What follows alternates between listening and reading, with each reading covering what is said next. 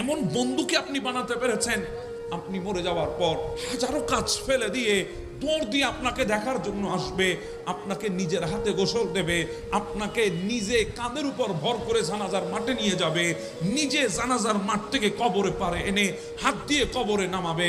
কোনো সময় অপূর্ণতায়, কোনো ব্যর্থতায় আপনার কথা স্মরণ করে মাওলার দরবারে হাত তুলবে, আপনার জন্য দোয়া করবে।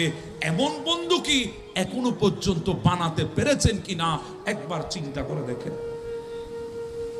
শূন্যের কোটায় আপনার রেজাল্ট, শূন্যের কোটায় আপনার রেজাল্ট।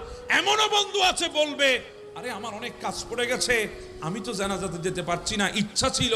এই কথা বলে ফেসবুকটা তুলে হাতে নিয়ে মোবাইলটা ফেসবুকে লিখবে সুকাহত, বন্ধু তোকে বিদায় দিলাম, ইন্না লিল্লাহি ওয়া ইন্না ইলাইহি।